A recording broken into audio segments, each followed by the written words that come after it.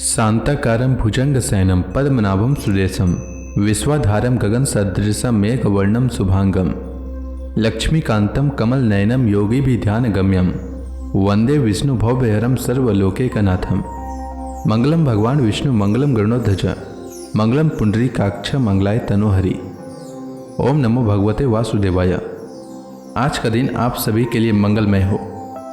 आइए सुनते हैं वैशाख मास कथा का 17वां अध्याय। श्री सुखदेव जी कहते हैं, परीक्षित, विद्याधर चित्रकेतु जिस दिशा में भगवान शंकरषण अंतर्ध्यान हुए थे उसे नमस्कार करके आकाश मार्ग से स्वच्छंद विचरने लगे। महायोगी चित्रकेतु करोड़ों वर्षों तक सब प्रकार के संकल्पों को पूर्ण करने वाली सुमेरु पर्वत की घाटियों में विहार करते रहे। उनके शरीर का बल और इंद्रियों की शक्ति अक्षुण्ण रही। बड़े बड़े मुनि सिद्ध चारण उनकी स्तुति करते रहते। उनकी प्रेरणा से विद्याधरों की स्त्रियां उनके पास सर्वशक्तिमान भगवान के गुण और लीलाओं का गान करती रहती। एक दिन चित्रकेतु भगवान के दिए हुए तेजों में विमान पर सवार होकर कहीं जा रहे थे। इसी समय उन्होंने देखा कि भगवान शंकर बड़े बड़े मुनियों की सभा में सिद्ध चारणों के बीच बैठे हुए हैं और साथ ही भगवती पार्वती को अपनी गोद में बिठाकर एक हाथ से उन्हें आलिंगन किए हुए हैं। यह देखकर चित्रकेतु विमान पर चढ़े हुए ही उनके पास चले गए और भगवती पार्वती को सुना सुनाकर जोर जोर से हंसने और कहने लगे। चित्रकेतु ने कहा, अहो, ये सारे जगत के धर्म शिक्षक और गुरुदेव हैं।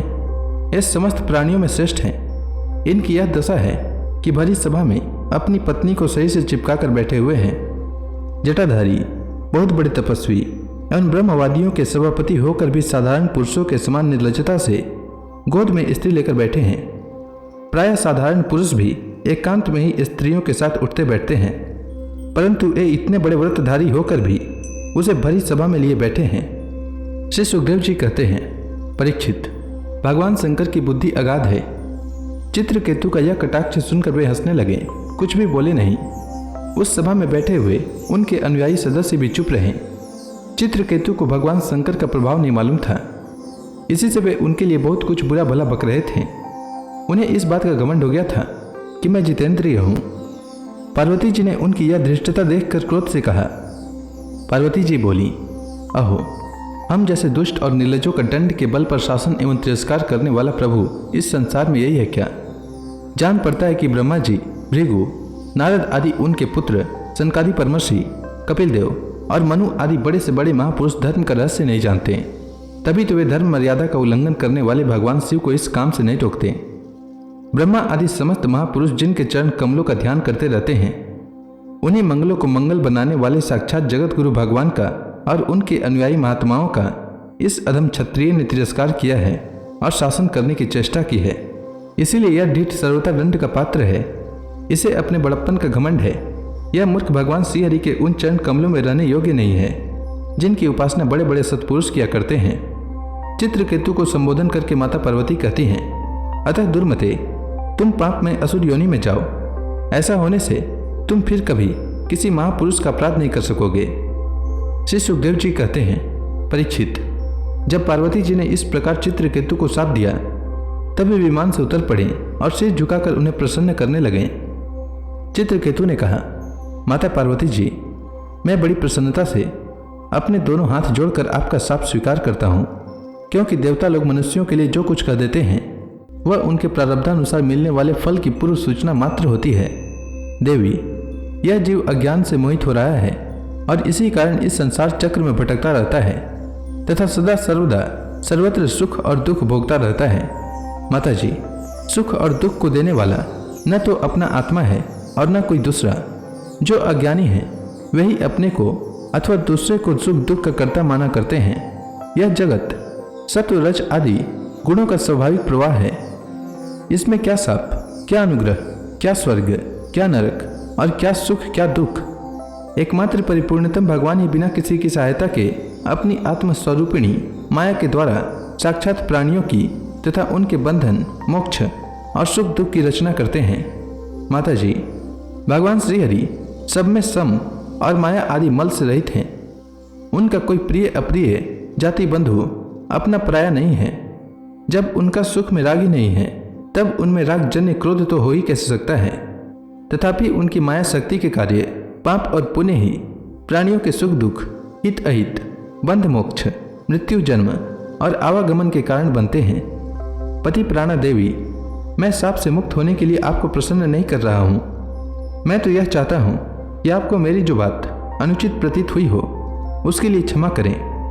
श्री सुखदेव जी कहते हैं, परीक्षित, विद्याधर चित्रकेतु भगवान शंकर और पार्वती जी को इस प्रकार प्रसन्न करके उनके सामने ही विमान पर सवार होकर वहां से चले गए। इससे उन लोगों को बड़ा विस्मय हुआ।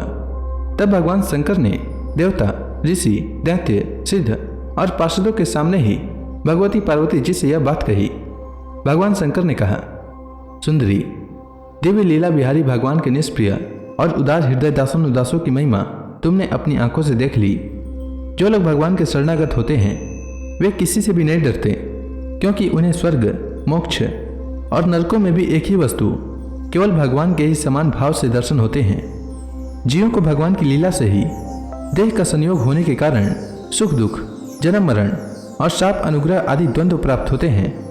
जैसे स्वप्न में भेद भ्रम से सुख दुख आदि की प्रतीति होती है और जागृत अवस्था में ब्रह्मवश माला में ही सर्प बुद्धि हो जाती है, वैसे ही मनुष्य अज्ञानवश आत्मा में देवता मनुष्य आदि का भेद तथा गुण दोष आदि की कल्पना कर लेता है। जिनके पास ज्ञान और वैराग्य का बल है और जो भगवान वासुदेव के चरणों में भक्ति भाव रखते हैं, उनके लिए इस जगत में ऐसी कोई भी वस्तु नहीं है जिसे वे है या उपादेय समझकर राग द्वेष करें। मैं, ब्रह्मा जी, सनकादि, नारद, ब्रह्मा जी के पुत्र भृगु आदि मुनि और बड़े बड़े देवता कोई भी भगवान की लीला का रहस्य नहीं जान पाते। ऐसी अवस्था में जो उनके नन्हे से नन्हे अंश हैं और अपने को उनसे अलग ईश्वर मान बैठे हैं, वे उनके स्वरूप को जान ही कैसे सकते हैं। भगवान को न कोई प्रिय है और न अप्रिय, उनका न कोई अपना है और न पराया। वे सभी प्राणियों की आत्मा हैं, इसलिए सभी प्राणियों के प्रियतम हैं।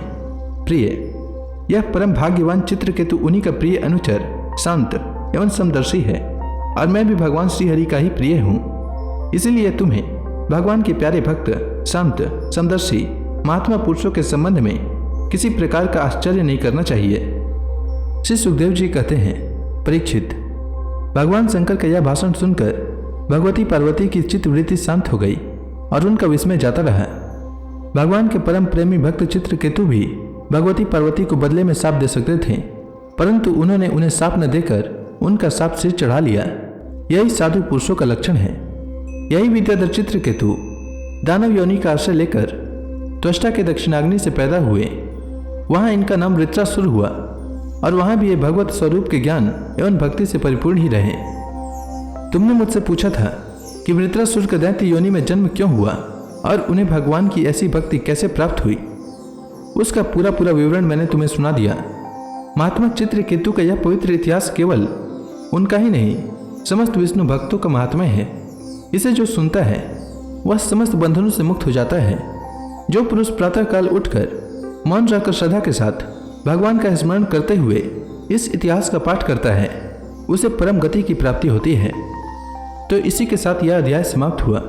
इसके आगे की कथा मैं कल के अध्याय में सुनाऊंगा। तब तक के लिए भगवान हरि का नाम लेते रहें।